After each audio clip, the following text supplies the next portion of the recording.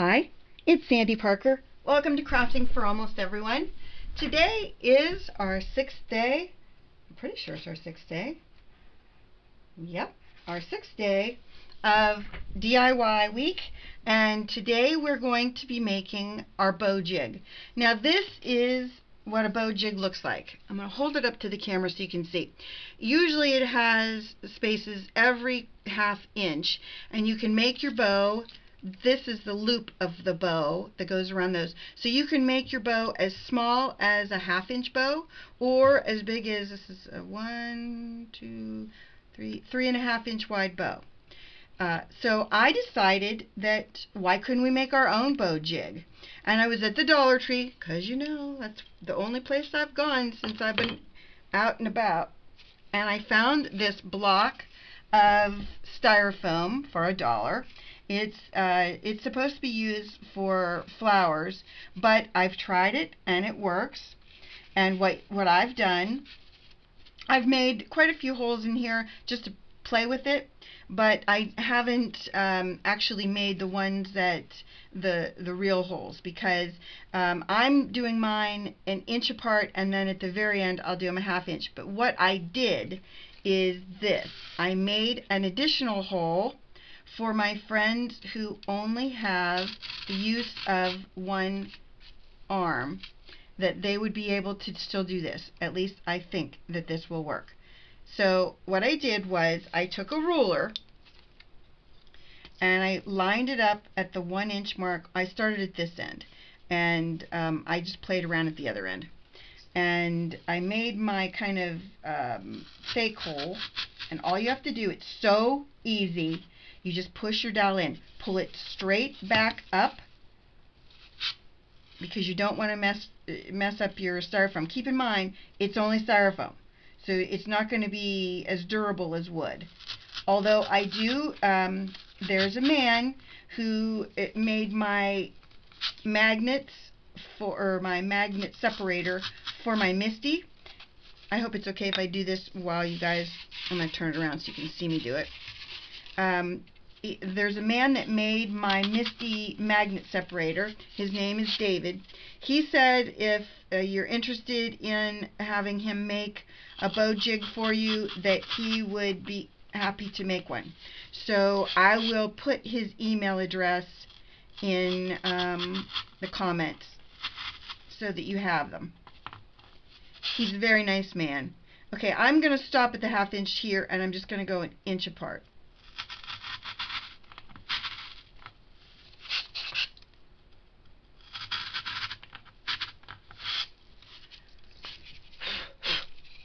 Okay, so let's say that you're going to make a bow, and you're going to make a very, okay, let's start. Let me back up for a second. If you're going to make a bow, and I'm going to be making bows that are small to wrap around these pieces. I've already done some of my card because I didn't think you needed to see me cut and glue, but I will give you all the dimensions and exactly what I did. But we're going to be covering all of our card with bows. And so you want your bow to go around this. So what I did is I did do a couple of my bows with the bow jig. And all we're going to do is, hopefully I have enough material to go around this. I'm going to wrap my bows around like that on each piece, and then we're going to pop them up. But that's what the bow looks like when it comes out of the bow jig. It's very fluffy and cute.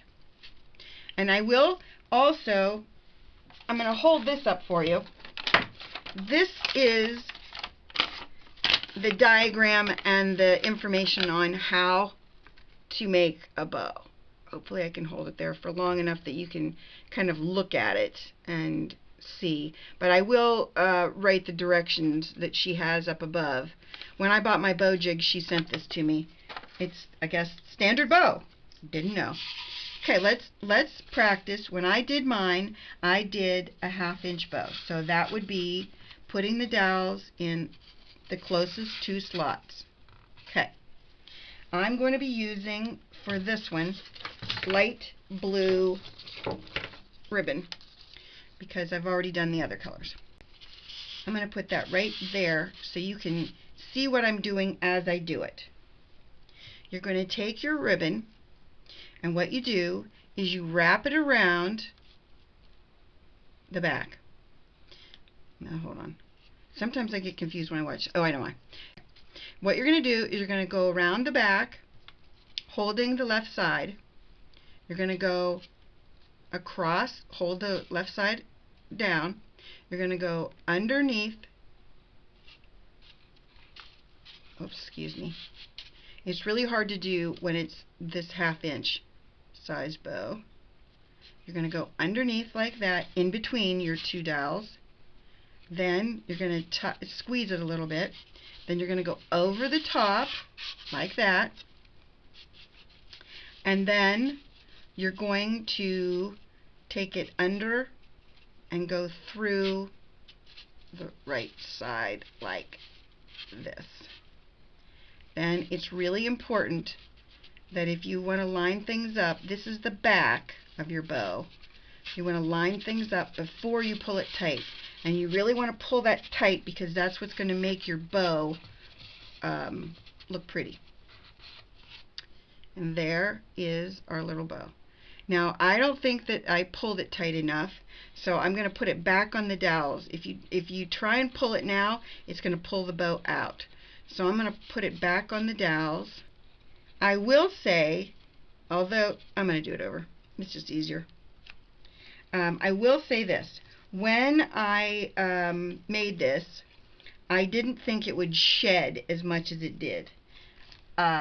Because of that, maybe I would run packing tape around it or duct tape around it to make it so it doesn't put off so much of that green stuff, because the green stuff makes it so that it's hard for you to get your hands in here. Your hands get kind of gritty, and it just makes it harder to use. Okay, gonna go around, up over the top, pulling it tight again. Then you're going to go up and through that and pull it. Oops, I'm gonna pull it this way, and let's see if I can get that ribbon tighter this time. Still not getting the kind of,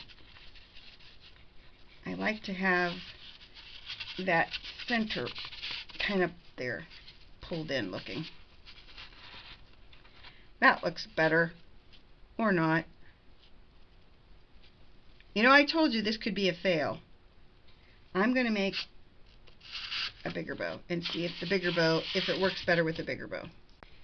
And I'm going to take my right part, I'm going under,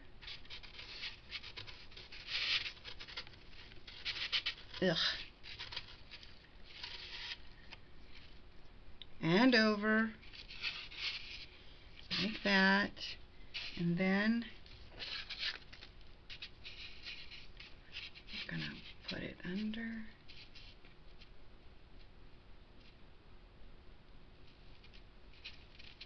Through there. That is not right. Put it like that. I pull it out.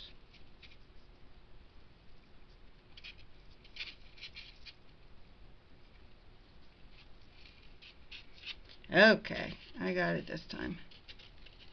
Hopefully my bow will look much better.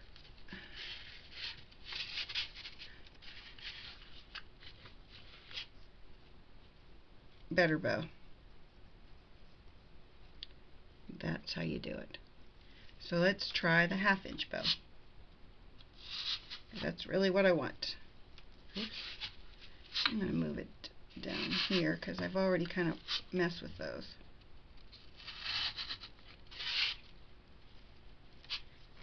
I know you think I probably didn't play with this before, but I did. I don't know if it's the time of night or what, but I'm just a little bit, I don't know, off my game, I'd say. Okay, we're going to do a 1/2 inch bow. I'm going to put the little bow helpers behind it.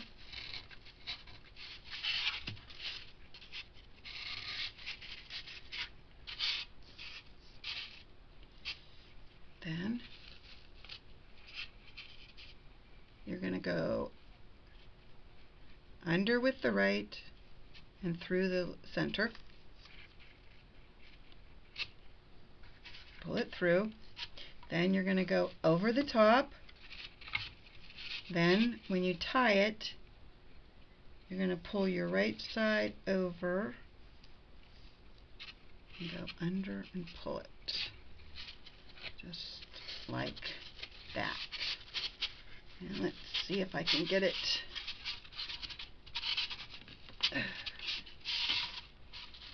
Oh, that looks better. There's our little bow. And we'll make one more little bow. I'm trying to keep it connected to my little purse. You bow people, or ribbon people that always worry about using too much, I'm trying to be good. Take it on from the right side. Take the right side, go under, through the loop. Bring it over the top, in the center. Then you're going to go under and pull that piece through. And then the hard part for me is the top. And I think that tie looks better than the last one I did. And we pull it off. Voila! So, okay, here's my recommendation. If I was going to do this, I would get the big dowels like this. It was easier once I had these in place, but I'm not sure if you could do it with one hand or one arm or not. I'm not certain of that. But I would definitely coat the whole thing, or as much of it as I could, with duct tape, because that stuff comes off and it just sheds that styrofoam everywhere, and it really gets on your hands and makes it really difficult to use. So my recommendation, based on what I just did, and you know, I'm no engineer, and I certainly would welcome your ideas on something that you could put all that into. You know, anything you could easily shove dowels into. I don't know. I guess if I was going to do it, I would stick to my wood one. The reason being is the wood one was sturdier.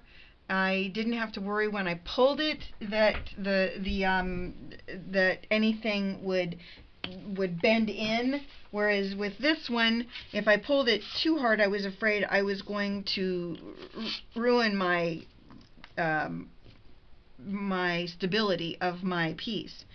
I do like this. It was very inexpensive, and of the two, obviously you've got $1 plus a dowel involved in this one, and a skewer. So you maybe have $1.50 involved in the cost of this one, and I'm not sure, this one might be, I don't know, $10. I don't know, but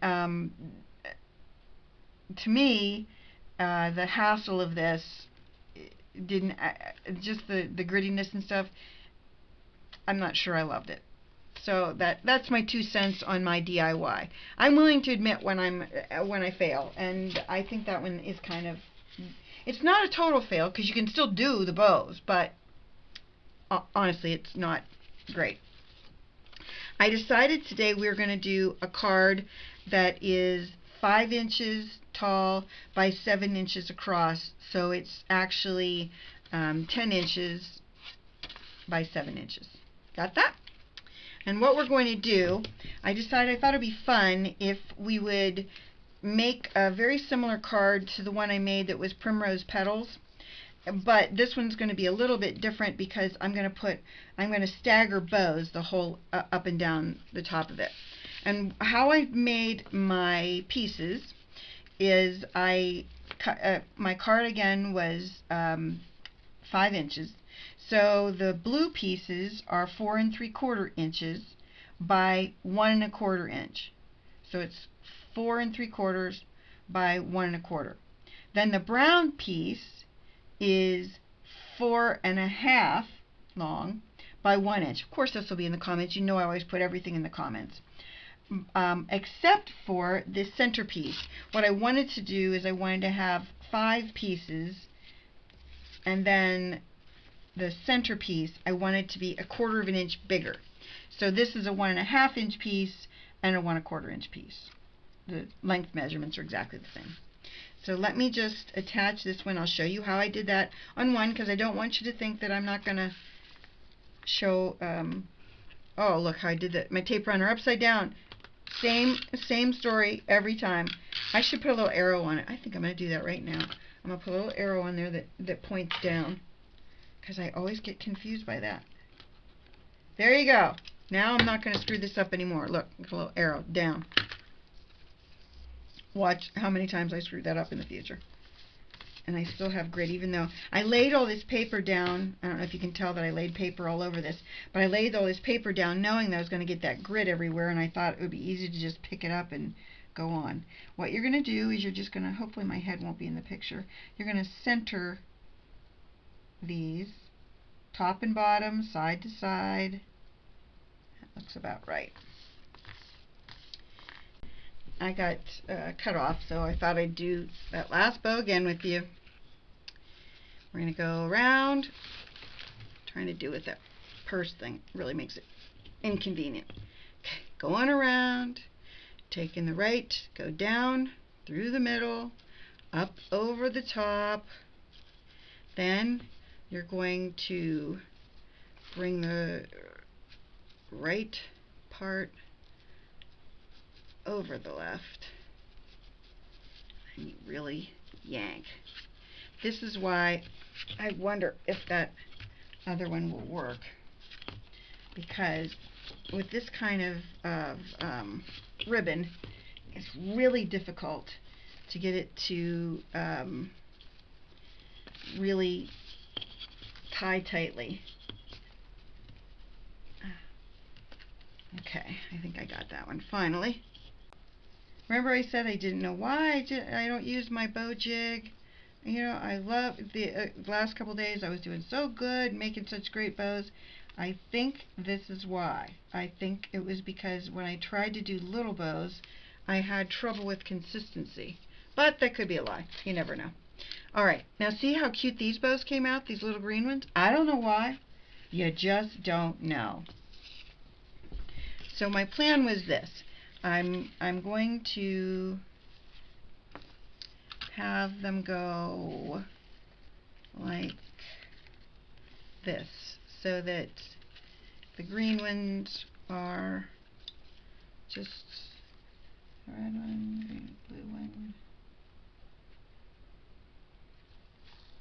and then the green ones are going to just go a little bit further down.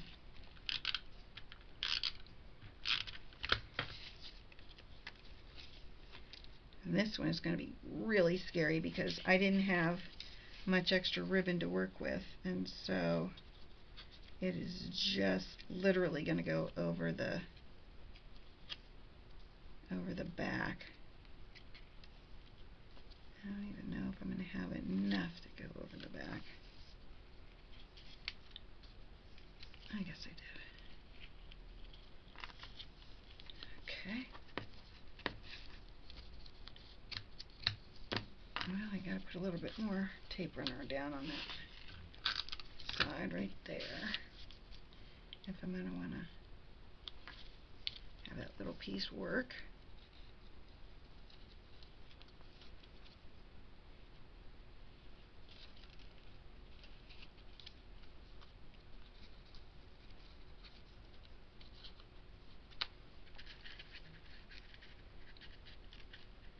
Okay.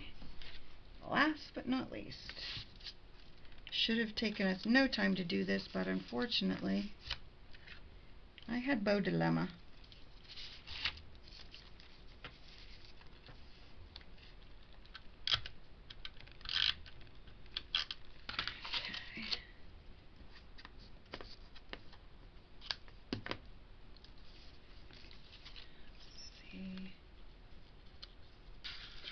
So now we're going to just, oops, that's high.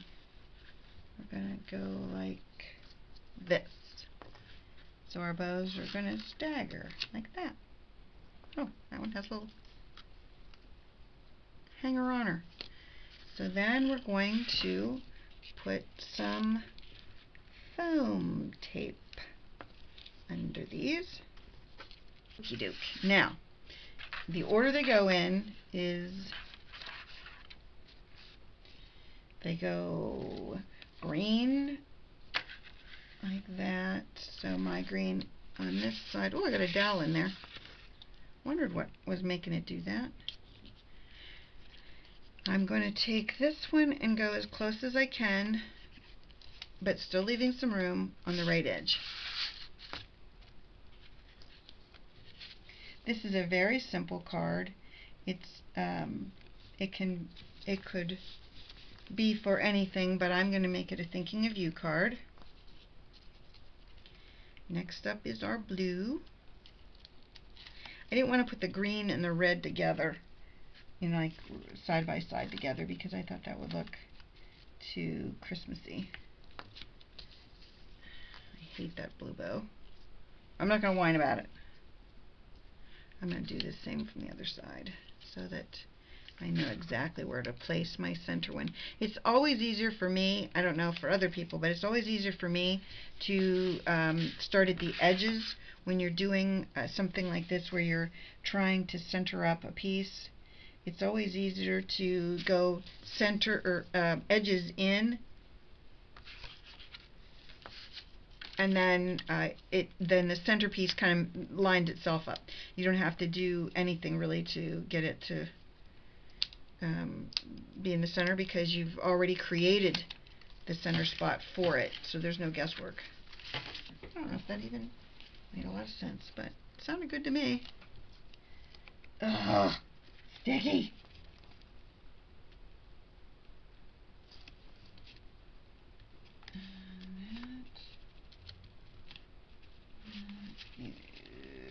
I'd like that one to go over a little bit more, but I guess I'm not going to be able to do that.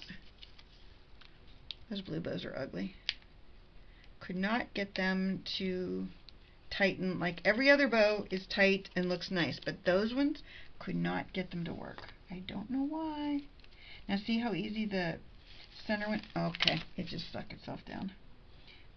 See, I'm sorry if my head's in the way. The center one is pretty easy to center because you have everybody else already centered. And there's our little bows. Now on the inside of the card, I thought I would do, oh, I was worried for a second that I got a little bit of ink on it, which I did not want. I'm going to turn these into banners. So you want to cut in the center. The easiest way to do it is to cut in the center like that, and then you make your V's. Oh, I forgot. I'm using my sticky scissors. Crazy. I get stuff everywhere. Okay. Then the brown piece is just a little bit shorter, longer, not shorter, longer. And then what you do is you hold the two together the way you want it to be positioned. I think that looks good like that. And then this time I'm not going to do the V thing because I have my own guide to go by. And it just shifted because of the grit that I have all over my hand. Can't get anything to...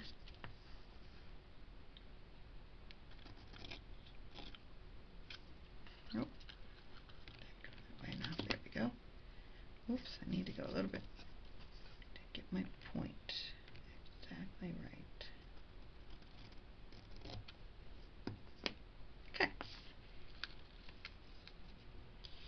And then we're going to stamp a sentiment. I'm using a Stampin' Up! Set that's retired called Greetings for You, and I'm using also Stampin' Up! Ink Early Espresso.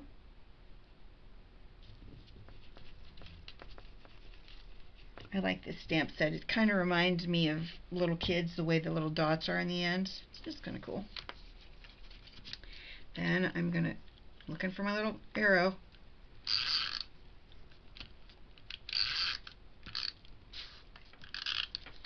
Okay. Lay this down.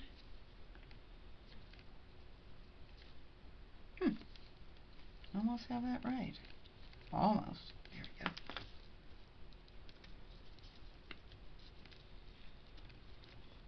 Looks better. Then we're going to put that up on our dimensionals as well. I like to put, if there's no sentiment on the outside of a card, and sometimes just like the one we just did, sometimes the sentiment isn't appropriate for the outside of the card because the outside is so well decorated.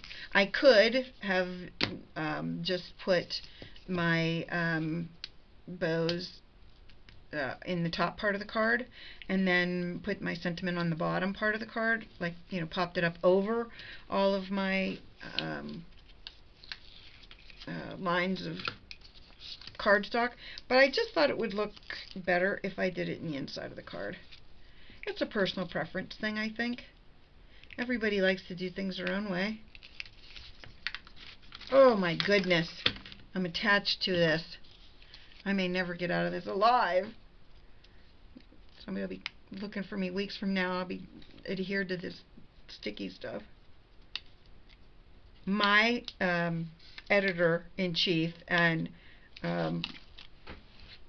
chief bottle washer, the man of my dreams, has been working like a dog this week for these videos. I am wearing him out, and he has been so good about it.